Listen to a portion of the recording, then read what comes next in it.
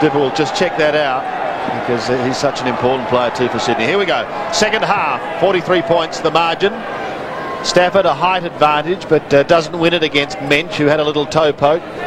Cook takes it from Kelly, a high ball up towards half forward. McGrath couldn't catch a very difficult one. Creswell slaps it down to the forward line. Barry flies parallel with the ground, but couldn't take the mark. He's up and firing again though. Running all over the top of Michael Mansfield. Barry gets it out. He did well. Philandia's there. Kelly also. Centering kick by Kelly. McGrath will take the mark and defend at half back.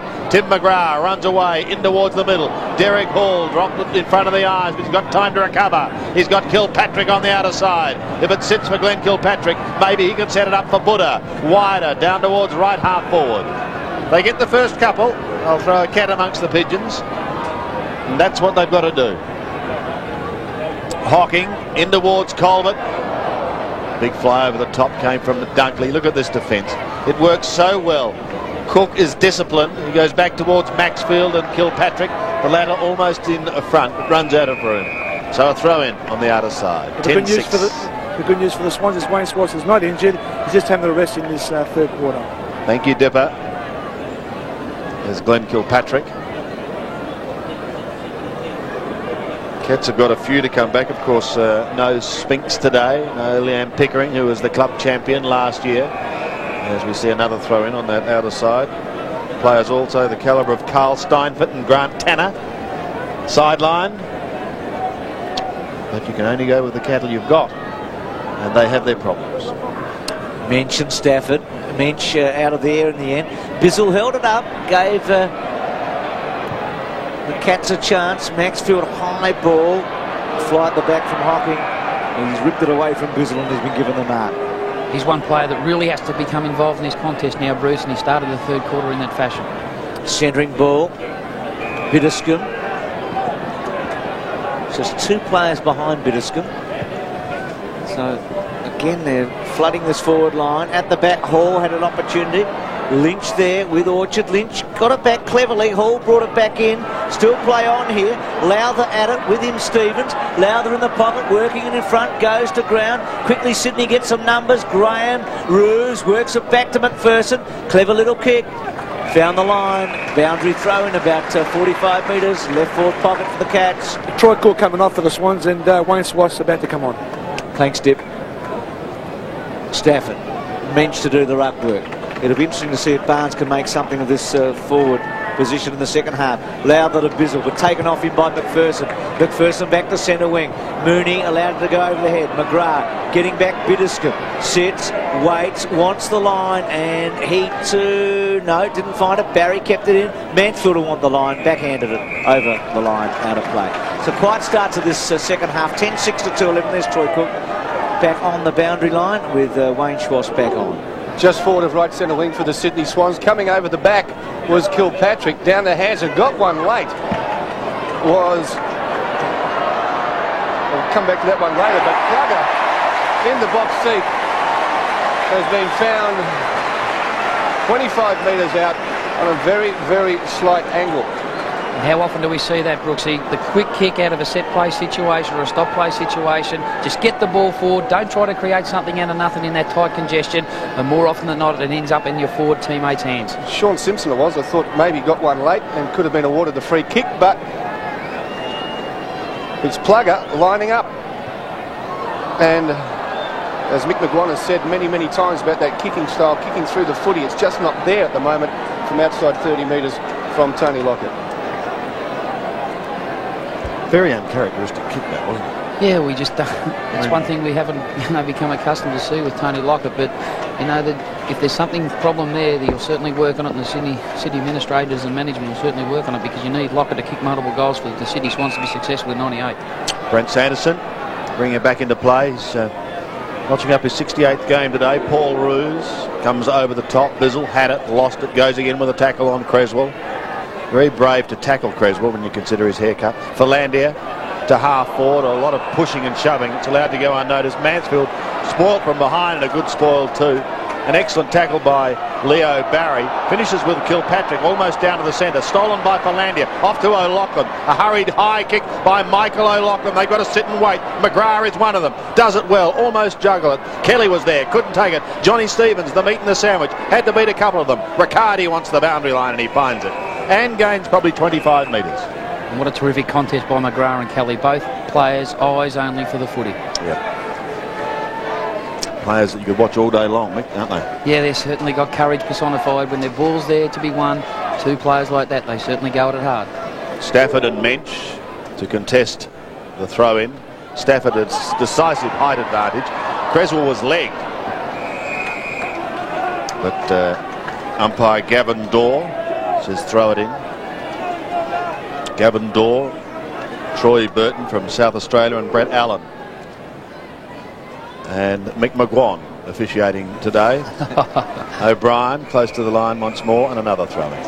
Brooksy, there's a spare piece of apple pie down here. What have you done? Yeah, I know you're lying now. Nothing spare with you, Dipper. Throw in again with Stafford and Mensch. Flower Power has come to the SCG. Mensch goes over the top to Michael Mansfield. He could go to Kilpatrick, and perhaps he should have. He goes back to McGrath, eventually to Kilpatrick in the middle. O'Loughlin will get him. Back he goes again to the running Riccardi. Handle it like a hot potato. They're in all sorts of trouble as Sydney pounce upon it. Bitterscombe tried to sneak out the back door. They're going to come away with this with a free kick to Bizzle. Perhaps a little fortuitously, but he's got it forward of centre. The lead is on. The pass is not a good one. The interception was marvellous from McPherson. And there we see again the flood situation, the discipline of the Swans players getting back into the Geelong defence to cut off the lead of Barnes. Roos to Maxfield. Maxfield penetrating kick to half forward. O'Brien with him, Sanderson. He's got Barry inside O'Brien. He's got Lockett in the goal square. Bangs it back to Plugger. Bouncing ball. It's a behind. Oh, Tony. He said that was rotten luck. Philandia off, Luff on, Bruce. So, a bit of excitement here. Good well done, Stoneman, to put the hand across. Cats come out to centre wing, but Nix cuts it off. Good hands. So many of the Swans players have got really good hands, and Nix is one of them. Centres the ball. Low drop punt. Kelly the target. Kelly clever. It's a wonderful player. Is that a mark, Bruce? Well, he and Simpson probably had a bit of it at the start, then Kelly worked it to him. I would have played it, but you're the umpire, Mick. Yeah. Don't discuss me. Hasn't Nix become a very important player for Sydney Swans coming off half-back? That was his 9th kick, kicking it to Kelly, and here's a chance to kick another goal. And he's missed 2. So 10-9 to 2-11. Bizzle off, Bruce. Ronnie Burns on. This is ridiculous, but I think Sydney have missed a lot more easy shots than the Cats. You look at the board, 10-9, 2-11, you say it'd be the Cats, but certainly Lockett and that one from Kelly. So Geelong bring it back into play. And what's happened here? Has he kicked it outside the square? Riccardi, so it'll be a ball up. And you don't see that too often, on the edge of the goal square. No, you certainly don't see that too often. But we look at the replay here. Riccardi certainly right foot, definitely got outside the square. When Good you're down, decision by the umpire. So ball up, right in the goal square. Oh, Mick. The Sydney Swans as Mansfield punches it across the line. And will Riccardi get another chance to kick it back in? Yes, he will, as he runs back. Wayne Schwartz there having another day out for the Sydney Football Club. There's the score, 10-10-70 to 2-11-23. And it's not Riccardi coming to kick it back in, it's Sanderson.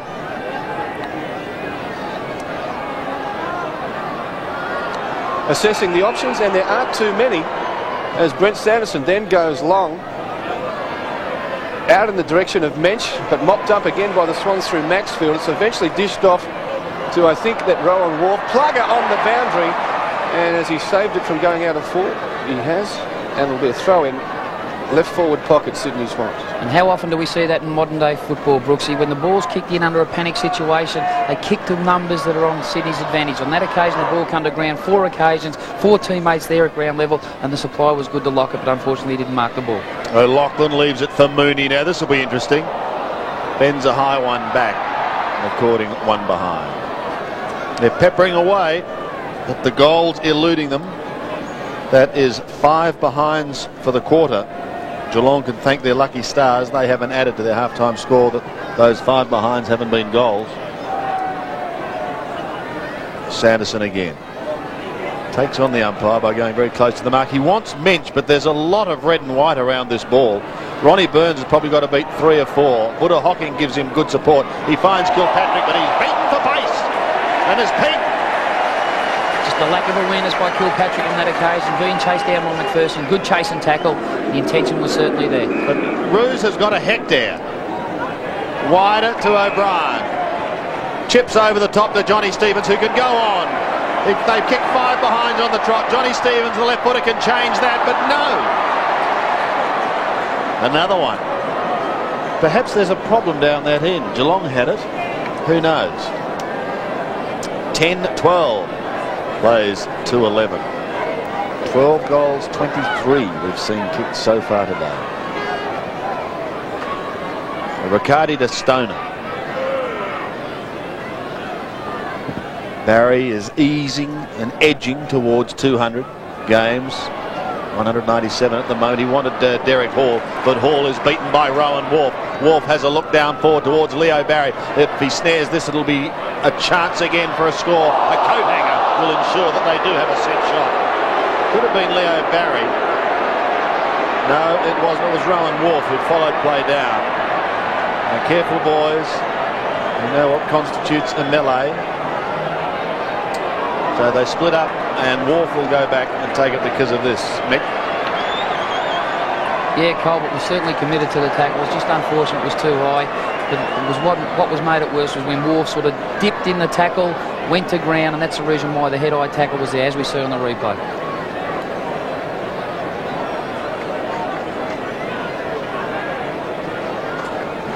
Rowan Wharf looking for Sydney's 11th goal. Frustration there for Lee Colbert. It's been a good get from Fitzroy, hasn't he, Paul? He's an athlete, isn't he? Yeah.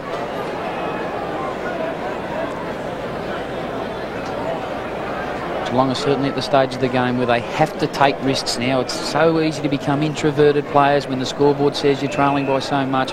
You've got to take some risk at this point in time of the game. Wharf looking to become the 7th Sydney Swan player to goal today. Kicking from 46 metres, a drop punt. A high floater, it's good. Wharf has goal. So he gets his first. And the home side continue on their merry way. 11-12 plays 2-11. It's interesting then, a lot of Sydney players went straight to Colbert to voice their opinion, but Colbert in his experience and in his wisdom sort of kept a cool head in that situation. But what was more important, Sydney have controlled the first 5 or 6 minutes of this. They've pushed forward on numerous occasions. Unfortunately, they haven't kicked goals, but Wharf took it upon himself then and kicked a good goal. Swans dominating here. They've kicked 1-6 to no score in this term. That's Wharf's 2nd goal only in AFL footy. And the Cats have got a lot to do. Mensch kicks the ball inside 50. And Nix and Burns boundary throw-in. Interesting with Burns, I mentioned it earlier, he kicked 50 goals last year, Ronnie Burns, but in the 2 matches against Sydney, just the 1 goal. Missed out in round 22 and got a goal down at Cardinia Park. So Rocket Eats been pretty successful at stopping that supply in a short time anyway. Another boundary thrown. Dunkley's had a good match, hasn't he? So good at getting to the contest when he seems to be out of it. Stafford, Hall. Just haven't worked hard enough, a couple of the key Geelong forwards. 78-23 here. Sydney's kicked 20 goals in its opening 2 matches against Port Adelaide and against Brisbane. And had Plugger kick straight today, they'd be about 16 at the moment. Belted away by Stafford, so he's gained about 15 minutes. We saw that a lot last week, didn't we, with Clark and Stafford. They belted the ball over the line. Were prepared to set themselves up again to get in the right position to make something of it. So Barnesy, Stafford probably beat both of them. Schwass at the back, just push forward to Mensch. Mensch controls it wide, but again not a good kick. Riccardi left footed now. If he can get it over to Burns, who's on his own in the square. The tackle was good enough to hold him up though. Dunkley pushed forward, not all that good. Riccardi left foot, he's kicked his 2nd and the 3rd for Geelong.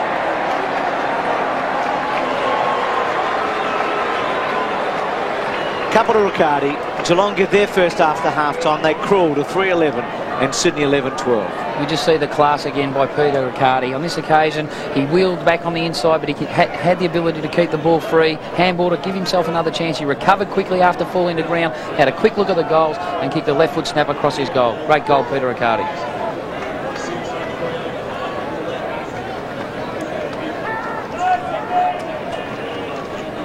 So Peter Riccardi trying to give some respectability to the scoreboard for Geelong. An opportunist goal as Stafford and Mensch go at it again. Ball comes to ground. He recovered well, did Mensch. Throws it on the boot. And it's a foot race now. Riccardi does have plenty of pace. We know that. Does it well. Handball to himself. Unlucky maybe not to get a kick.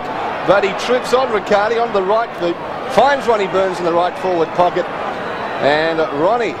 not too many options to give it up, maybe across the Buddha, but no, he's going to have a crack. And Peter Riccardi almost single-handedly trying to lift the Geelong football side.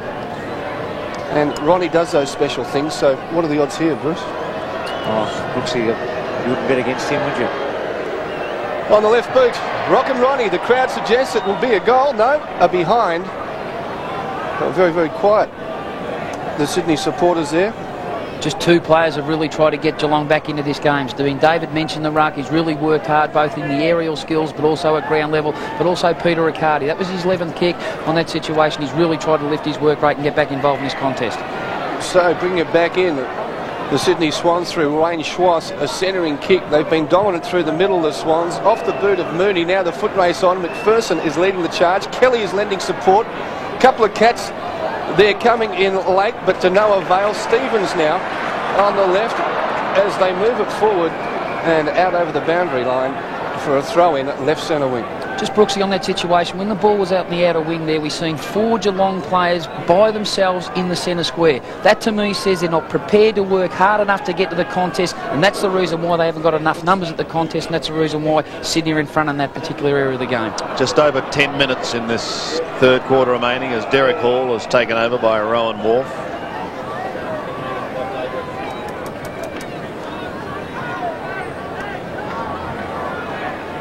Derek Hall's been relatively quiet today, but he certainly hasn't been on his own. Stafford surrounded. Sydney chant again goes up. Ruse holds it back, then releases the hand pass to Wharf. Looks down towards leaping Leo Barry. A little too far. Mansfield takes the mark. Tour opposed. He goes short and finds Sanderson, who's at the true half-back position. Now he's got a couple of options out wide. Mensch and also Simpson. Uses the former, who tries to set it up for Derek Hall. He's going to be tested here. Runs into a brick wall in the form of McPherson, and he persists, does McPherson. Very well respected at the Sydney club. And there'll be a throw. What is it, umpire? And I can see the reason why, Sandy, why he's so well respected. He's seen Hall was in vacant space. He left his direct opponent about 40 metres away. He charged up the field, wanted to put some physical pressure on his direct opponent in Hall. Stafford pops it down to him again. It's picked up eventually by Orchard. Floats a higher one to Kelly doing the work from behind. McGrath is at the back also. Kelly asks the question, surely I was held, was I not? It falls on deaf ears. And there's a man who doesn't really have too much to say to the umpires unless he's pretty sure of himself. Mensch belts it down forward once again. Troy Luff picks it up to Schwass, will swing back onto the left foot from a standing start. He pumps it in towards 50. Stafford will come in from the side. Couldn't take the mark, but they're able to push it forward down towards Maxfield. Might create a path row. Lachlan! One behind. He has that great ability, O'Loughlin, trying to make something out of nothing. I thought it might have been reminiscent of the first quarter goal. Thought he was going to give us a little something to cheer about, but it's still in the danger zone, Brucey. 1-7 to 1-1 in this term, so it's been pretty flat here. Swans in what looks to be an impregnable position, going for their third consecutive win. The Bulldogs and the Swans are the only 2 unbeaten teams after 2 rounds, and it looks like that will be the case after 3. Colbert going off the ground. Mooney then checked himself a bit. Mensch again, as Mickey said, getting plenty of it. Colbert's kick out to half forward. Hall, clever enough, wanting Corrigan inside. Always a 50-50. Orchard's a very good tackler, and the ball goes out of play at half forward. Half forward, right, there's Mark Orchard. Doesn't get a lot of possessions, but a very good nullifier. always gets to the contest, is quick, nimble, and is able to put a lot of tackles on. You see there, it typifies that point. Orchard was directly opposed to Ronnie Burns. Orchard's had 4 and 2. Ronnie Burns has had 3 and 2. Now he's gone to Corrigan. Creswell. Barry out of position, did pretty well there to put his hand up in front of Mansfield. Mansfield rides him into the ground. Barry's free kick. So Leo Barry at centre wing. There's a lot to like about his football. As Sandy said earlier, he's very enthusiastic, but he's got a fair bit to offer. Over the back of Kelly, Simpson there, boundary throw in. Make something happen, Brooks. He's a bit flat at the moment. 11-13 to 3-12. Get a Tim Tam off Dipper. That'd be something to behold. There's no way. Left half forward for the Sydney Swans. Luff and Bitterscombe. Bitterscombe successful, only getting it down though to Kelly. The umpire says, give it here, I'll have another go, and it'll be a ball up. Bruce, you mentioned the Western Bulldogs leading after 3. Terry Wallace is here with his match committee. Of course, they play Geelong and Sydney over the next 2 rounds. She'll be a big game. So coming out of centre half forward position, left centre half forward, it's the Sydney Swans clearing, running onto it and doing his best. Is that O'Brien down the bottom of the pack? Mansfield is clearing though for the Cats onto Sanderson. He gets tackled by that man again, Kelly. What about the work ethic? A bit of biffo going on behind play. Umpire lets it go on. And coming out again, it's the Sydney Swans. Mooney Luff, look at Luff. Fires it into Troy Luff, and you picked it. Troy Luff will have a crack. 35 metres out, just about directly in front of goal.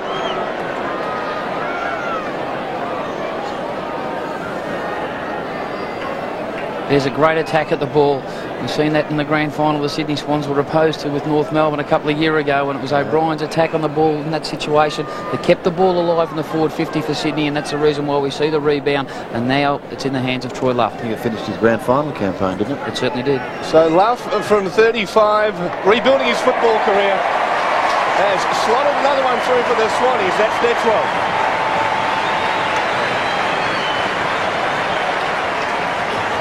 Troy Luff certainly has resurrected his career. He's got that versatility in his game. He can either be a pinch hitter in the forward 50 and kick multiple goals, but he can also push back in the defensive part of the ground and be a negator. And Troy Luff has become a very integral part of this Sydney Swan outfit.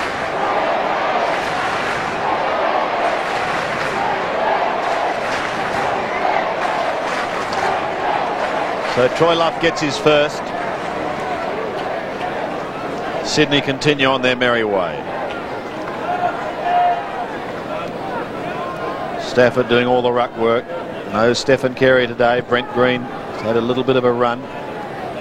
Stafford wins it again. Can they rip it out of the middle? Luff is lurking with Ruse. The latter, with the crowd support, go down to half forward. And a good mark. Backing into the pack is taken by Paul Corrigan. Suddenly swings it back to another Paul in Lynch. He finds Sanderson. Maybe they can set something up here in front of Barnes.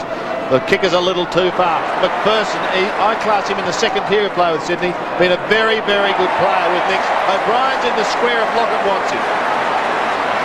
He will go back and maybe just head for home, I think. From 50 metres he does with a long drop punt. That's better, Plugger. He is back. It's interesting to see then, Sandy. Plugger didn't even think about that situation. He didn't even go back, go through his normal routine. He thought, well, okay, I've got a free shot at goal. I'll go back. I'll set 45 metres out from goal. I'll just have a ping at him and see what happens. That might change him around. Self-belief's a big thing in football, in any makeup, in any character of any person, and Lockett just went back on that occasion and said, well, I'm going to go and jail this one. What about the turnover in midfield? And that's typified Geelong's play. When Sanderson come forward, missed Barnes, turnover, McPherson ran off the back line, and seeing Lockett leading into free space, and that's the difference in this contest at this stage. 10-goal game. A lot to like about the Swans. Orchard wobbles it. Plugger didn't get the right bounce, but attacked hard. Kilpatrick wants the line out of play. I think every footballer that puts the boots on and goes out is brave, but this Sydney team's a very brave one. They're prepared to cut off plays like McPherson did that and risk the body, aren't they? They are inspired by a man who wears number 14. Oh, for sure. He leads from the front like very few people have over the years, but it's a brave unit. There's no question about that. Boundary throw in. 13-13 to 3-12. And I mentioned it before, but players today like Nix and McPherson, who I've had sort of in the middle range, really have come to the fore, haven't they? Well, you do grow in stature once your confidence and self-belief is being involved in a winning team. Creswell got a high one, he'll get a free kick. I think what Rodney Eads done too with Wharf and Nix and Seymour, who I really like, he's made them attacking defenders. They really, really sting you from the back. There's a replay of that high tackle. Schwass got himself out of an awkward position, pushed forward, boundary throw in at half forward right. So 91-30 here. We know how important percentages at the end of the year too can often decide whether you get home finals or exactly where you play in September. And Sydney building here, this is a terrific performance by them. And for Geelong, well, they've got to try and get something out of the wreck in the next 35 minutes or so. Riccardi, who's copped a couple of hard ones today and has done well, will get a free kick. O'Brien's come off the ground, Bruce, with the calf injury. He just screamed out to the bench and said, I've got a problem with my calf. So we'll just see, we'll keep an eye on that one. We were talking to Tony Lockett prior to the game, and he was optimistic that Sydney could have their best start for years by winning at least their first 7. Graham, Wharf, again that athleticism of Wharf forced out of play. So Buddha just struggling a bit for the moment. 13-13 to 3-12 here. And what about the tackle on McPherson on Graham? Probably half the size of each other, but he went straight at the hips, and that typifies the attitude of the Sydney Swans players. 5 minutes left in this third quarter as we look at the Sydney bench. Getting plenty of work is O'Brien on that calf as it goes to ground. Mopping up is Roos. Back towards the bench, if you like, for the Sydney Swans at right centre wing. And no one's had more endeavour over the years than that man there, Paul Roos. And you throw in the likes, we talk about the courage and the commitment of the Jason Moonies and so forth. He's hard at the footy, and Wharf's been tough. And we found a free kick here. It's going to go to Mensch. And Stafford not too keen on that, but not too many options either for Mensch as he pumps it long, looking for Ronnie Burns. Hocking's there as well as they fly. It comes to ground, once again hugging the boundary. Schwass sees it over the line. Left half forward for Geelong, a boundary throw in. Under 5 minutes, 91-30 the margin. And what a get he's been. Already 17 possessions and a goal for the Schwatter. Stafford up, finding the boundary. And they're in cruise mode at the moment, aren't they? Actually, we talk about percentage, but it's all very well to talk about Sydney's percentage. It could be very harmful to Geelong's. The Cats were expecting to do remarkably well this year, and this is something they did not want. Hocking close to the boundary line. Buddha keeps it in play. The mark is taken in front by the ever-reliable Andrew Dunkley. He swings it back towards Wharf and Barry. Barry could have been the fly from behind, elected not to. Was socket off the ground. Now the race is on, and the Sydney boys are quick. Leading in the race was young Saddington. He's an exciting young prospect. Wharf is there also with Stevens. Wharf gets the hand pass further afield to Luff. He's got Creswell going past. Ignores him. Goes for Kelly and Lockett. Kelly at the back. Lockett there also. Mooney. The hand pass to O'Loughlin. This should result in a goal. Michael O'Loughlin, a standing start, pumps it high and kicks another one. It's too good.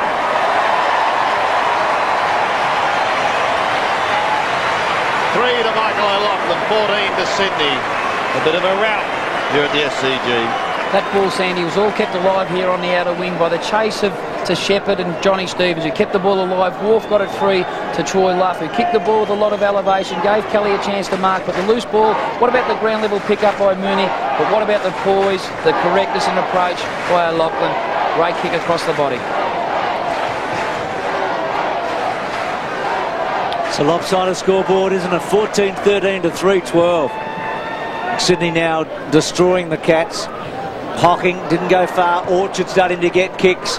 Kicks the ball to half forward. O'Loughlin, Kelly, both going hard for it. Sanderson to mop up. Cats have got some players for both O'Loughlin and Kelly. A bit slick and sore afterwards. And away Milburn at half back. Kicks the ball to Mensch at half forward. Gets him now. Mensch has had a pretty good term. Inboard to probably Geelong's best player in Riccardi. Riccardi penetrating kick to fall forward. Now Barnes can take off. Couldn't handle the mark though. Really should have taken that, Johnny. And it's through for a behind. So they've been mean at the back too, aren't they, Sydney? They're not giving anything away.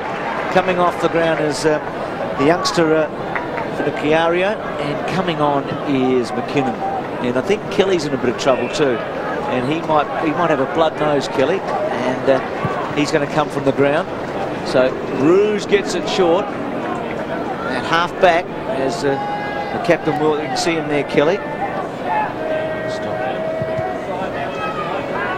So, right centre wing for the Sydney Swans, close to the boundary line. Dunkley is there with McKinnon coming in over the top. Was Milburn. Free kick for coming in high and late.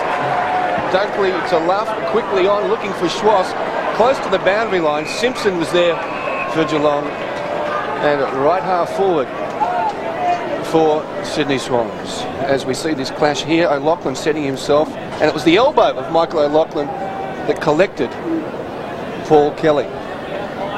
Luff over the back ahead of Milburn, but it was Hall who gets it. Goes the spiral torpedo, centering kick looking for Graham. Awkward bounce for him, punched by Dunkley. How many times have we seen that?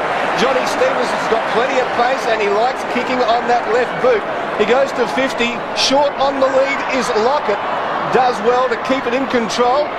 Not too many options though for Plugger as Geelong apply the pressure as they bring it back out and sweep across the ground, finding Lynch. And that was Barry Stoneham mopping up for Geelong. Barnes is down the ground, and we talk about Mickey McGuan confidence. When you're lacking it, it's twofold, isn't it? Yeah, it does stand out. There's no doubt about that. And just before Hall kicked the ball forward, hoping to find Graham, he just blazed away. A haphazard approach that gives your forwards no opportunity to get on the end of a productive kick. Leo Barry trying to escape. What about someone like Johnny Barnes? What, 128 games under his belt? Is the end nigh, Mick? Yeah, well, I don't think so. Johnny Barnes has been a good player since he's been down at Geelong. I'd agree with that. Yeah, it is a question period for him, knowing that young King's going to be the #1 ruckman in time. But they've got to find out what he's best suited for. Is he suited in a forward role or purely a second ruckman role? Here goes Orchard, backpedaling to McPherson. No one on the mark, so he's able to creep a few metres. Lockett's the target again. A vice-like grip. He'll be paid that ball.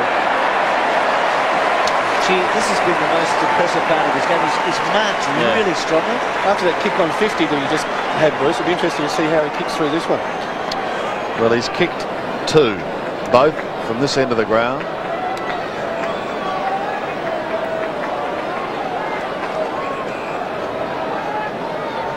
Been vice-like today. Peter Philandia behind him offering advice. Philandia booted 5 last week. He was deadly accurate. Lockett from 30 metres, should not miss. And does it. He's got 3.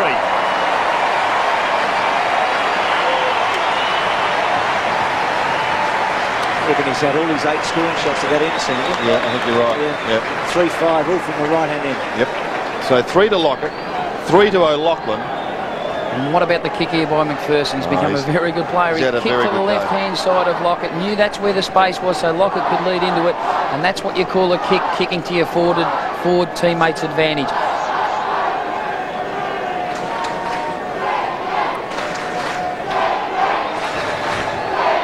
(15-13 to 3-13). Mickey, was interesting too. Orchard was prepared to go way back to McPherson, and McPherson penetrated to Lockett that whole build-up. Orchard was probably 20 or 30 metres closer to goal, but he kicked the ball backwards to McPherson to set something up. Yeah, when you do that, Bruce, you get the ball back into centre corridor. All of a sudden, you get 3-dimensionals for the forwards to lead into, instead of where Orchard had the ball, Lockett only would have had let it the ball carrier. That's a one-dimensional phase. 12-goal game here, a remarkable scoreline now. 15-13 to 3-13. Depressing from Geelong's point of view. Barnes working it in front. Dunkley, now the key there, he didn't go to ground, Dunkley. It was a hip and shoulder, and he kept going.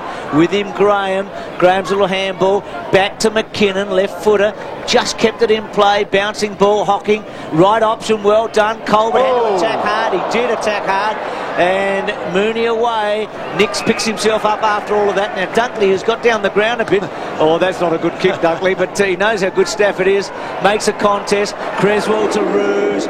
Neat build up again. Roos to the space. And Schwass got the pace to take on Simpson. Simpson straight to the line. Boundary throw in. He's up next, Bruce, but by gee, he caught one face on. He sure did. There's Schwass as well, who's played very well again today. It's ridiculous to say he doesn't look 100% fit, Schwass. He does. He looked a little sore, and he sat it out for a few minutes after half-time. Milburn's kick. Barry, still Barry, well done to full forward. Plugger front spot, clever Plugger. Barry Stoneham. Oh. I bet you it was going through Barry Stoning's mind, then he might end up in the frontier of that showground. I reckon it went through Plugger's mind too, but he probably thought that. I think there's a fair bit of respect between those two blokes, for sure. Stoneham and Plugger, and Plugger's he's getting older and more mature and wise these days, isn't he? He doesn't want to come down to Melbourne on a Monday night. That's all silly stuff. Short to Simpson. 15-14 to 3-13 as we're deep now into this third term. Kicked by Stoneham to Mensch, over to Colbert. Oh, he's in trouble.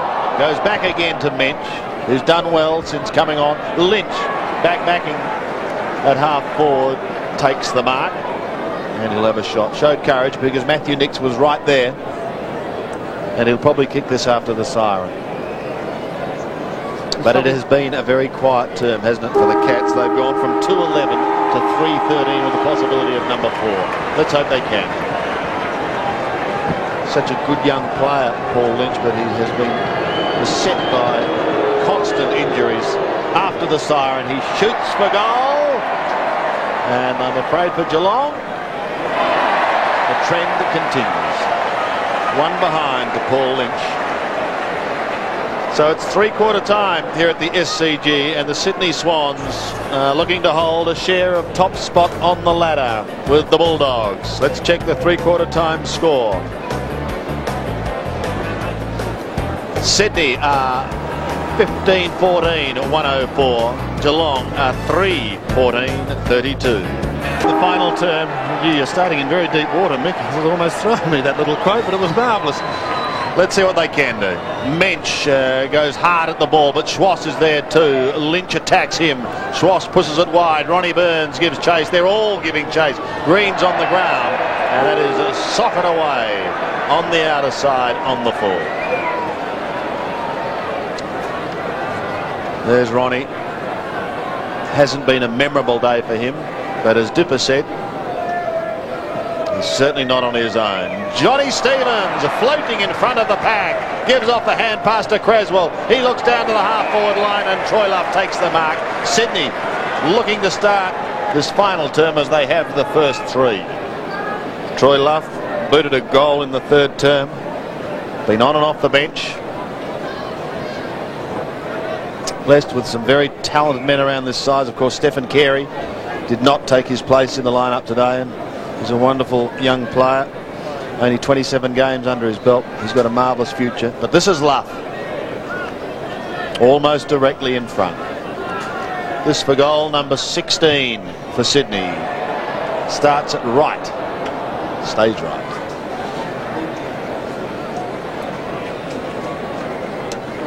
Gives Benny Graham some work to do.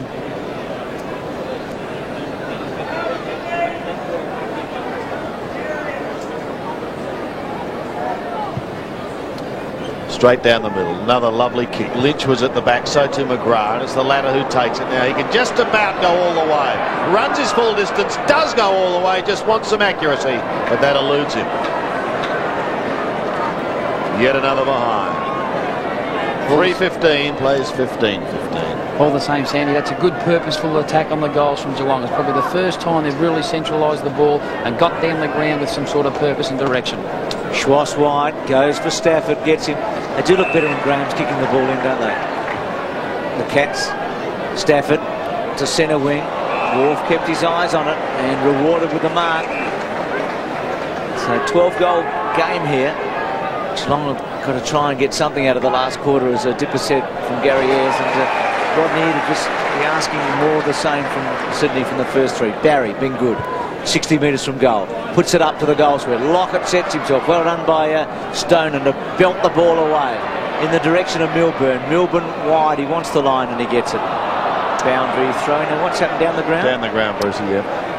And Lynch to take it. So there's young Milburn in his second season, likely type. Lynch to take the kick between half-back and centre wing. Short inside to Mensch. I think he's one of the blokes that Ayres had in mind that could keep the head up a bit. Back to Lynch. High ball into the centre. Hall front spot. Good mark. Not easy to take. Hasn't had a great day. Casually wide. McGrath and Roos. McGrath. Clever. Just second attempt. Was able to push it forward. Kicks the goal square. Simpson's on his own, and good set up there by Geelong. They caught Sydney out. You don't see that too often. Simpson was able to float in at the back, and McGrath was able to penetrate. See here, no Sydney player at the back, and it's Simpson to kick the goal from point blank range. So the Cats to get their fourth and to take the margin from 72 to 66 points. Not a big goal scorer over the years, Sean Simpson. For a tagger, kicks the goal. His first this season, and Geelong crawl along to 4-15, Sydney 15-15.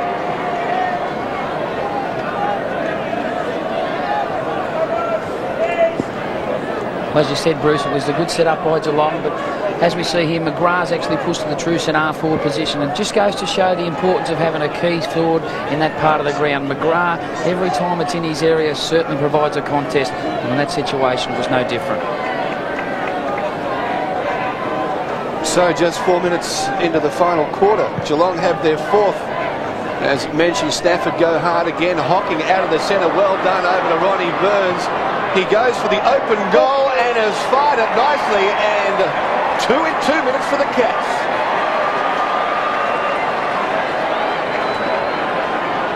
It's just a bit of too little too late, maybe. Yeah, too little too late, but it's good to see they've responded to probably the braided fashion that Gary Ayres went out with. But Mensch has been a player that has really lifted his work rate in the second half. He's really tried hard to get all ground level players into the contest. It's been his efforts in the air, but also at ground level, that's really tried to turn this game around. And single-handed efforts like that, it does give you light at the end of the tunnel. Well, as Dipper mentioned, at three-quarter time, respectability is what Gary Ayres is after, and he's getting a little bit of that at the moment.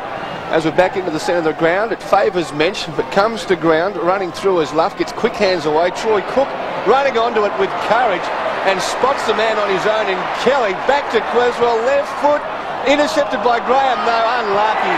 And Green hasn't spent much time today, had no problem in slotting that one through.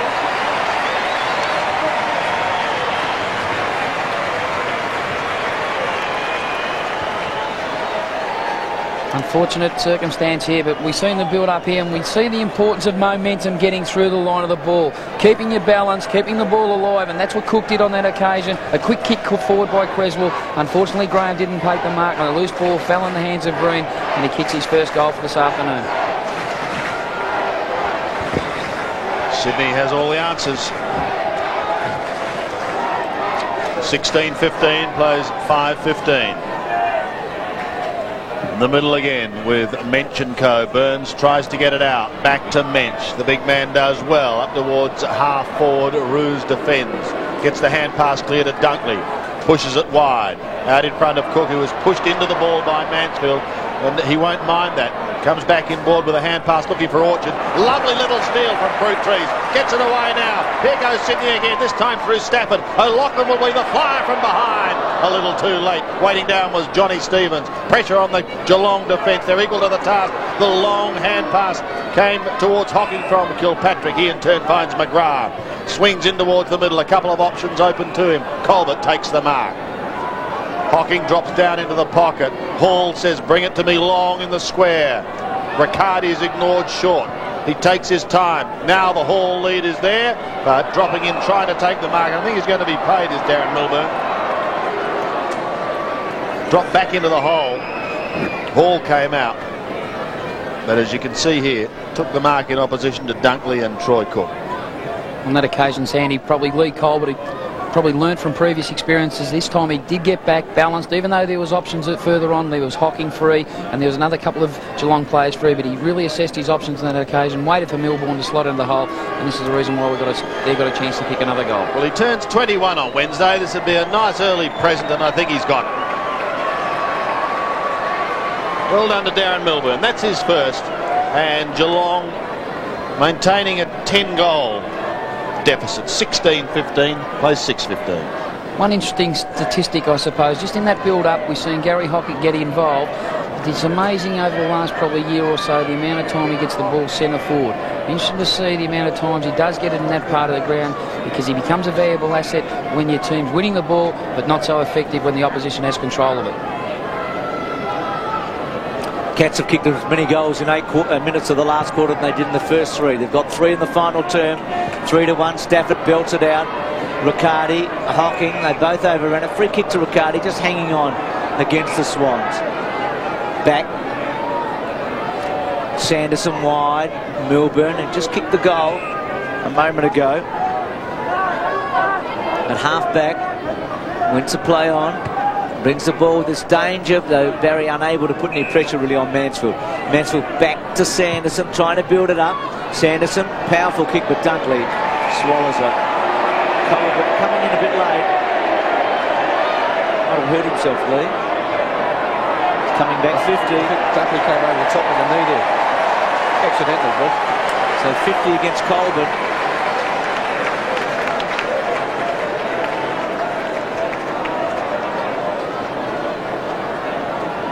Yeah, Dunkley catching him on the way down. So Dunkley gives off to Schwass. Schwass at centre wing. Measures the kick. Goes hard, long to the full forward line.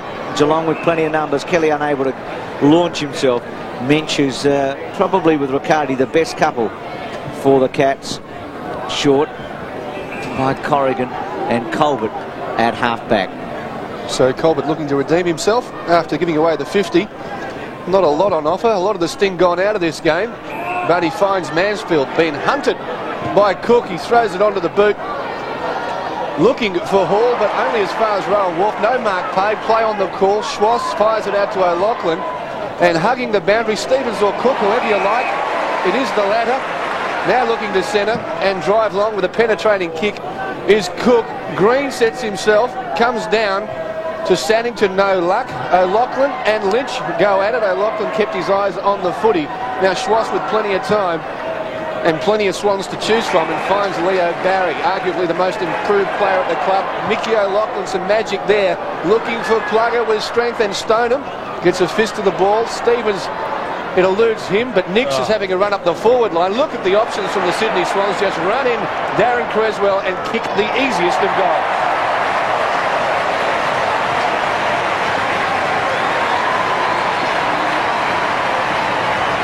Three goals to Darren Creswell. Sydney finishing off in fine style. It's been the decision-making processes of the Sydney Swan players all day. That's the reason why they've got on in front of the scoreboard. Just little situations like that, giving the ball off to their teammate in Creswell. Creswell had enough time to balance, assess his options, drift into the forward part of the ground. All of a sudden he gets an easy shot on goal. Not enough pressure from the Geelong defence. Lynch off, Lowther back on for the Cats as they again trail by 11 goals. Out of the centre, it's Miggy Mansfield, sends them forward. Down to the young man who's just come onto the ground. Can he take it though? Nix is right there with him, and he's had a grand game. Nix goes towards Orchard, under pressure. Well tackled by McGrath. The ball spills free. Now they've got the numbers, the Cats, initially. Mansfield had it, but then lost it. But there's been a whistle. Troy Luff was off. And it's going to come back to Michael Mansfield on left half forward. Taken high or perhaps held too long. It matters not, he's got it.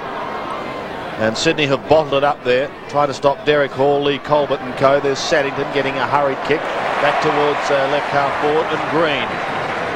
Somewhat of a galloping hat rack, but very effective as he kicks to half forward. O'Loughlin is there, can't take the mark. The Cats have got the numbers. Good heavy work by Mensch to create a path by some very exciting shepherding down towards the forward line. Bizzle on a half volley, couldn't take it cleanly. Philandia also goes into his own man as well. Schwass sets up the hand pass. Here they go once again. McPherson from half back up towards centre wing. Kelly needs a favourable bounce from Simpson, and he gets it. Away scoots Kelly, back to McPherson, who'd followed play down. He goes just over 50. Some tired players out on that SCG turf now. Stevens tries a tired soccer off the ground. Cook's hand pass likewise. Barry, good work by Leo Barry. Finish it off, Johnny Stevens. 10 metres out, and Sydney are home and enjoying this one tonight.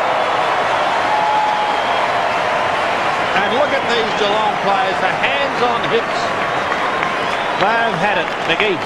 What about the work of Troy Cooking close then, Sandy? When the ball was loose, it had to be won. The sure hands, the sure give.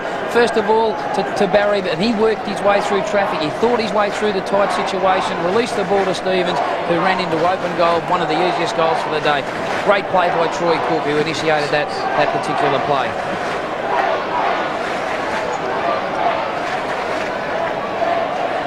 Two goals to Stevens, 18-15 to 6-15. Back to 12 goals, the margin. Stafford still jumping over the top. Creswell back to Stafford. Simpson was courageous to cut it off. Corrigan got it back. McPherson will want to hurry. He was cut off there by Colbert, and Hall was able to take it. Mensch, Riccardi could kick a goal. Steadies. He's a good player. Drills at home for his third. Kicked a goal in the second, a goal in the third, and now one goal in the fourth. And the Cats 7-15 to 18-15. 123 to 57. Lockett coming off the ground as we see this replay, and O'Brien coming back on. And Riccardi, neat, good goal, having a pretty good match. There's Plugger. I just think he looks a far better player when he's played in that normal wing position, Bruce, when he has the ability to run up and down the ground, and he knows the percentage time to cover the 50-metre arc, and that's the reason why in the second half he's been able to get loose and be of advantage to the Geelong football team. Back in the middle, it's the Swans comprehensively. Riccardi, the man who just kicked the ball, gets boot the ball very quickly, pushing Geelong forward, but a silly free kick given away there by Lowther, which allows Nicks close to best on ground to take the footy and drive long. No, goes wide and finds his teammate in Rowan Wharf. Hard to find a passenger amongst the Sydney Swans this afternoon, as Green, a few touches, gives the ball up, and Wayne Schwass, a tradesman-like performance by him today. Orchard goes for O'Brien just on the ground, but sweating back, and was he away? It was Green. So Sydney, sending kick, comes in looking for Leo Barry, finds him on the chest. It's becoming a training drill for the Sydney Swans. Leo Barry, as we see the bench, Roos, Mooney, Maxfield, Plugger. There's a few games between them there, isn't there? As it comes delivered perfectly from Green onto the chest of Leo Barry. And one would think with little pressure, shouldn't have too much trouble in converting this opportunity. And that is the case. Sydney just moving on away.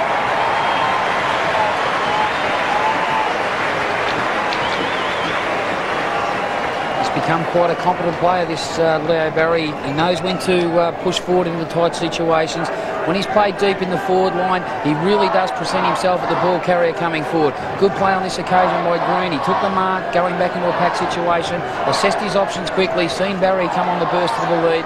And this is one thing that has improved. He really does present himself, Barry, and that's the reason why he kicks goals. 10 players have now contributed for Sydney. 19-15 plays 7-15. It's going to be a long flight home for Sydney. A belting spoil by Andrew Dunkley. Sees a throw in Geelong's right forward pocket region. Here's a little Peter Philandia. He does have a dip. I don't know whether he's colourblind or what, but he just loves to have a go. Affectionately known as Saw, son of Rocketade. The coach loves him. Mensch, Stafford, Finiciaro also there. Over the head of Cook. At the back is Johnny Stevens. Riccardi's got him, and well trapped by Riccardi. Off to McGrath. Lightning across to Corrigan. It's a high ball. Stafford. Big man's done well. Thought about Orchard, but then just lopes away. Goes into the open spaces. Probably not one of his most memorable kicks today, because it's gone to Michael Mansfield. He drifts it back to Buddha Hocking, still on centre wing. 12 goals the margin. Short to Colbert. Every picture tells a story, doesn't it? And there's a disappointing kick. Interception by Luff, could almost have been free kick. Hocking worked hard to try and redeem the situation. McPherson is very strong, and he was taken high. I think the umpire thought about the advantage to Wayne Schwass, saw there was none, and so it will go back to McPherson. He's been one of the best on the ground today. Kicks up towards the height department. Wants Stafford, who's now going to have to do the roving work. We'll do the shepherding for Stevens. Hugs the boundary line, puts them deep inside 50. O'Loughlin is in the box seat for a big fly. Couldn't take the mark. They're waiting down now. Sanderson comes storming through for the Cats and defends. Not a good kick, and Stafford takes the mark. Centering ball is okay to Creswell.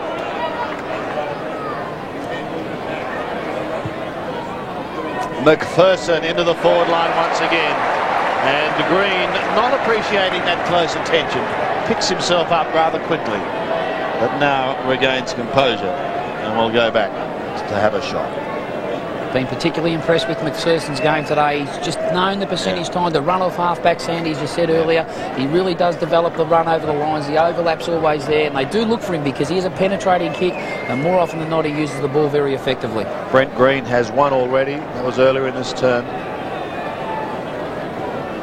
I think he'd really like to nail this, just to say something perhaps to Benny Graham. Stafford's coming off for a spell, and a well-earned spell. From 44 metres, it's a high, floating punt that is straight through the middle. So Green has his second, and they're working on percentage here at the SCG. Yeah, well, Brent Green, he's been involved with league footy for a period of time now, since he was 15 years of age. He was up in Brisbane there when Rodney Eade was the assistant coach under Robert Walls, and it's good to see that he had the faith to give him a chance to develop his league career, brought him down to Sydney, and when you go into a game in a situation like this and have 4 kicks, 2 goals, justice is there.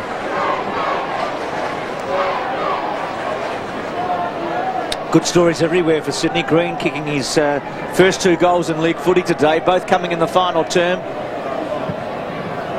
Wealth of experience seeing out on the bench now for Sydney in the last quarter, and McPherson, who played 29 games over the last 4 seasons, so he's only averaged 7 games a season, is making his mark as a league footballer, and maybe today is a huge turning point for him.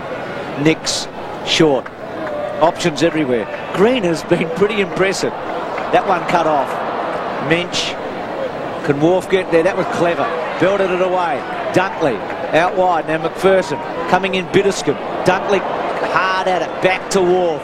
Wharf, handball was clever. Cook overran it in the end. Got to push in the back. Wharf again. Off the ground. Played the percentages pretty well. Saddington and Colbert. Colbert went to ground. Handball okay. Riccardi goes back to Mansfield. Brushes Philandia off. Bitterscombe helps out. Mansfield on his wrong side. Here's a chance for Hall. Oh, Dunkley, that's a fantastic effort. They're 13 goals in front, and you'd think they were about a point behind the way he went for that. Cook, they're still winning the 50-50s at the moment. Riccardi, high in the air. Mansfield sits, it'll be play on. Saddington pushes forward. Back to Milburn. Milburn trying to get a handle on it. Finally does to Mansfield. Mansfield with time. Yes, to Burnsy. You love talking about time and space, Mickey. You nearly ran out of both then. Then Sanderson inside. Bitterscombe. I'm not going to give you a call, Brooksy. I'm dying for something to happen. McPherson. Oh, go on, Brooksy. Take it over. Oh, Schwanner runs onto it. Was he held? No. Play on is the call. Probably a right one too. Off the ground. You can't do anything wrong. What's he done? No. O'Brien tries to mop up with the Sydney Swans in the left forward pocket onto the right third. Too many options, too much time. And Leo Barry is going to go back and have another crack. And what about the pace and endeavour of those Sydney Swans? Brooksy, while Bruce was calling that Melbourne Cup, Buddha Hocking left the ground. He's had enough, I think. And Ronnie Burns was receiving plenty of attention behind the play. Could have been for a knee, but he's still out on the ground. But I think he could be leaving it now. So Leo Barry has been one of the Swans' best today. Trying to add to the goal he just kicked. A little awkward off the boot, but slots it straight over the umpire's hat. Would have been an anti-climax if it missed, wouldn't it?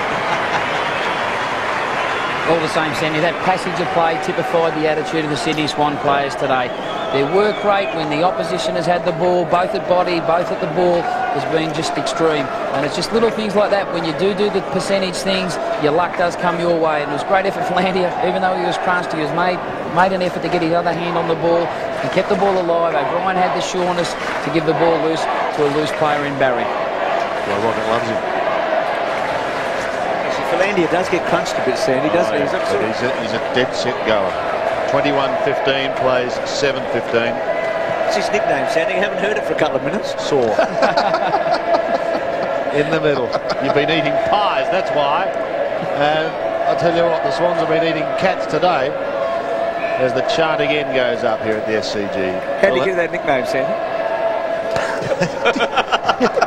Like a dog with a bone. Oh, go on. Son of Rocket Eat. Oh, dear. Rocket, just ring Bruce during the week. Kelly with a long bomb down towards leaping Leo Barry.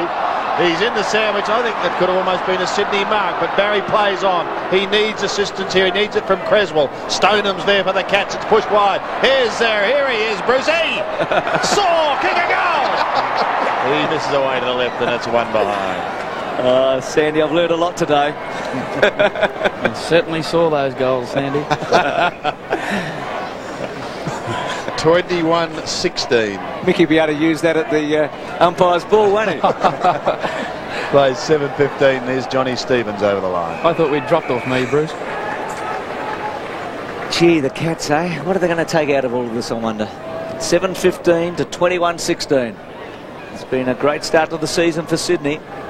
And the ladder will be interesting tonight to see whether the Swans can take over from the Bulldogs on top of the table after the first 3 rounds. Corrigan pushing backwards, gets it to Sanderson. Luff front spot, takes the mark. He's got Nicks inside, pushes the ball cleverly to Nicks. Could go all the way in goal here. No, decides to kick it out wide. O'Loughlin on the lead, still with O'Loughlin. Handball inside, Nicks. Now he can kick the goal, and does. It's like a training routine, isn't it? They're drilling them. First goal to Nicks. Sort of poetic justice. He deserves at least one. And this has been a very strong performance. Tell you what, we've talked a bit about odds today, Mickey. It'll be interesting to see who the bookmakers have favourite for the flag after this round, because the Bulldogs, North and Sydney have all been really impressive, and West Coast are still to come. Yeah, well, they're the other side that you have to put in the equation, Bruce. But what great play this is. Firstly by Troy Luff, left his direct opponent in McGrath, presented himself at the ball that come out of the defensive part for Geelong. Seen the inside corridor was free to give it to Nicks, but he followed up on the kick. O'Loughlin seen him to give them the handball, release him again, and what a great finish it was. Just over 3 minutes left of this match.